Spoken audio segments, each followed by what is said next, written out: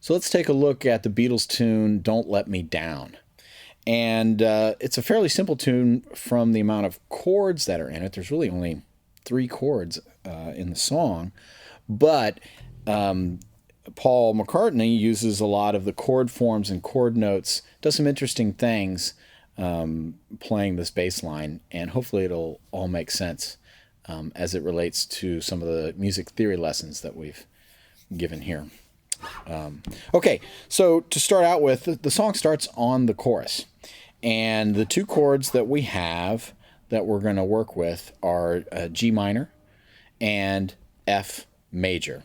So in the beginning, I'm just going to play how the 2 chords go in the chorus so you can hear the part.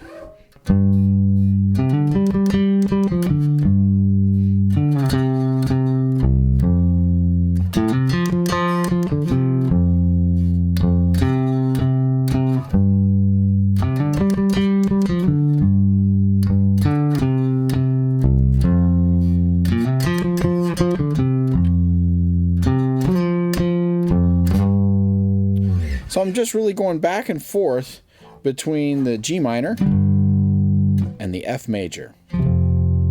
Now, if you notice, what I'm doing here on the G minor is all in pentatonic minor. I'm basically using that box pattern. I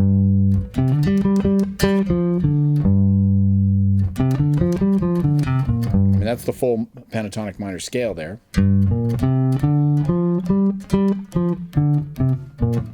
I'm just using these notes of the scale, but that's what the part is.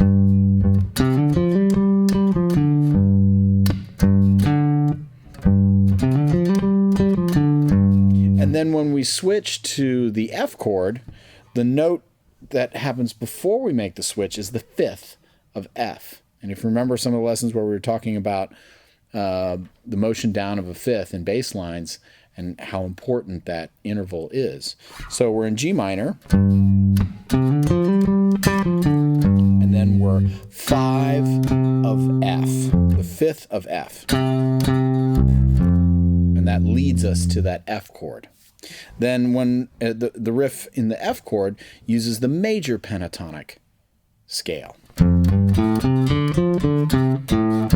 Sorry, just these 5 notes.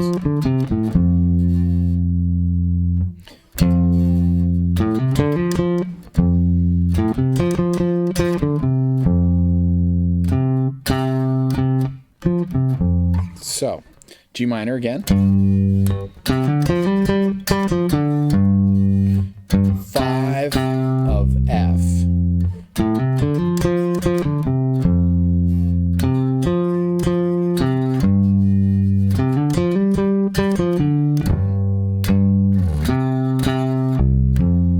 Now, he doesn't use the same 5th approach going back to the F minor, but he certainly uses it most of the time going to the G. There are some subtle variations of this throughout the song, the exact riff that he plays, but this is what we have written on the chart is the fundamental one, the one that's used and repeated most often.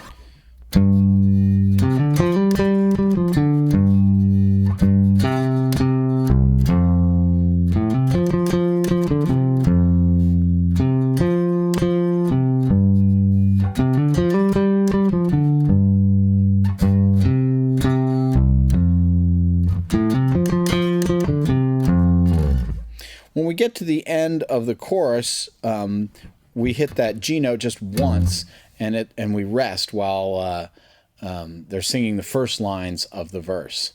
Now, the tricky thing here is when they start singing the verse, it's a longer bar, a longer amount of beats in the bar than 4. It's a 5/4 bar. So instead of counting 1, 2, 3, 4 to the next bar, you got to count to 5. 1, 2, 3, 4, 5. Then it goes to the F minor again in the verse. So 1, 2, 3, 4, 5.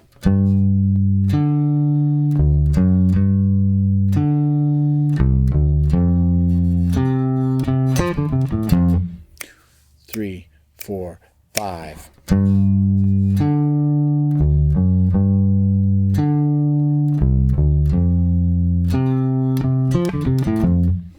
And that's how the verse section goes. And something to note here is that the riff that's played on the G minor doesn't fall quite into the minor pentatonic scale. We're using the F sharp here instead of an F natural, which would be in the pentatonic minor scale. So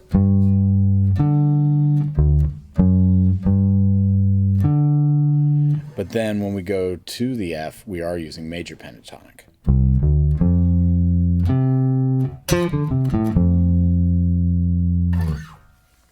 Now comes the tricky part. In the bridge, we have an F chord and a C dominant 7th chord. But what Paul is doing here is he's using the strict scale structure of these chords to create this interesting line. Once you get the hang of this, you're going to understand how this works from a music theory perspective, and it should make it easier to play. So, to begin with, we start on an F chord. I'm going to play you the line for the F chord, and then I'll describe how this is working from the scale standpoint, from the music theory standpoint. Just for the F chord to begin with.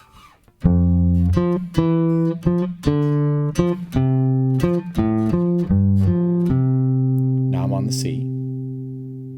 So that was the F riff. We start with an F here. We go to the high octave F. We do the 7th degree of the scale. Then we go back to F. Then we do the 6th degree of the scale. Then back to F. Then the 5th degree of the scale. And then back to F. Then the 3rd degree of the scale. Back to F. Then the 2nd degree of the scale. Then back to F. And then we go to the C chord. So it's a major scale. So we're doing sort of a pattern on that F major scale.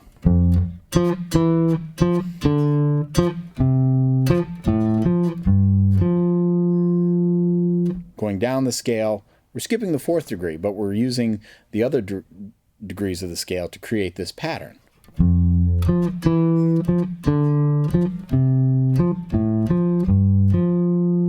And then we go to the C.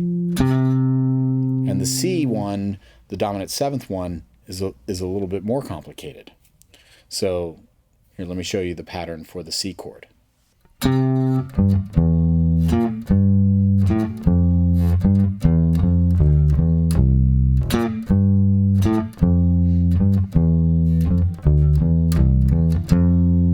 we're back to an F again. So let's take a closer look at that. So we start on the C up here. We play the 5th degree of the scale here, then the 3rd,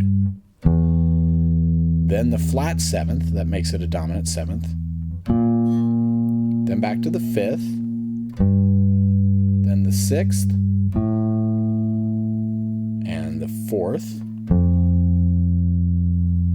then the 5th, and the 3rd, the 4th, and the 2nd, and then to the low C. So this pattern, once it starts off using the arpeggio of a C major chord. And then it starts going down the scale in thirds. From the 7th to a 5th, 6th to a 4th, 5th to the 3rd, 4th to the 2nd,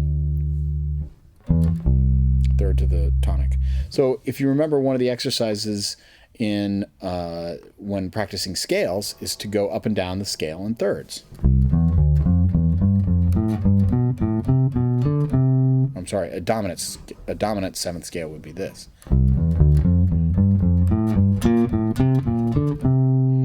And then if we go back down,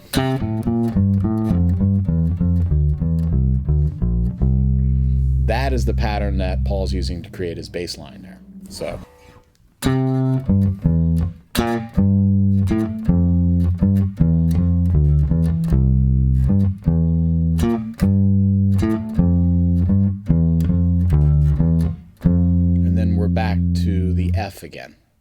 So let me play that for you one more time.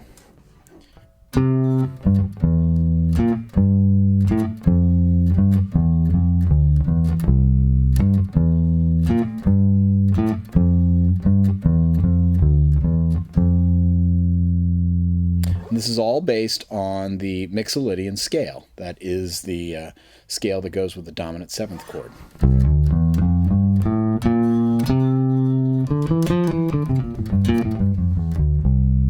So it's a great example of how you can use a simple scale exercise to create a bass line. And, Paul McCartney is known for wonderful bass lines, and he always does interesting stuff like that with the harmony of the chords that are in the song.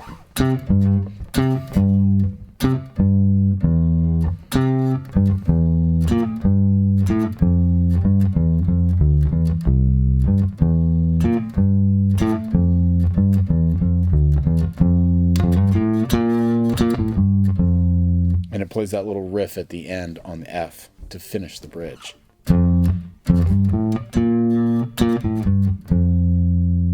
Again, using just the major scale. So I think that section of the song is just a great example of how to use chord structures and scales to create a bass line. In this case, we're learning what Paul McCartney already did for this song, but it gives you some insight into how you might be able to take some of the music theory lessons and apply it in creating your own bass lines. So let's do a quick review of the song. Those are the 3 sections. It's really fairly simple from the chord standpoint. There's not a lot of chords in the song, but the bass line is a little tricky, certainly in the bridge. So.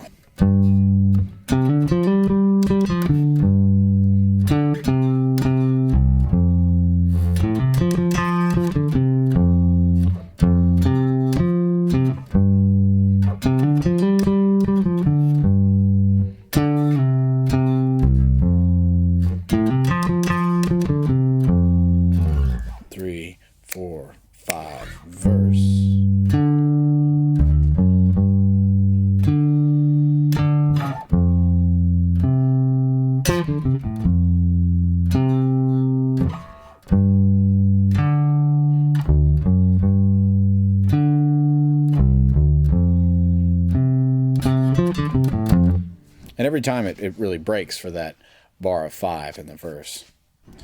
1, 2, 3, 4, 5.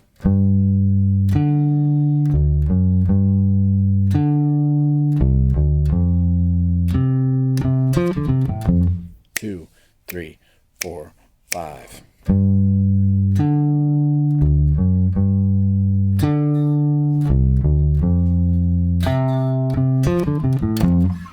Okay, and then one last time on the bridge, the tricky part. We start on the F.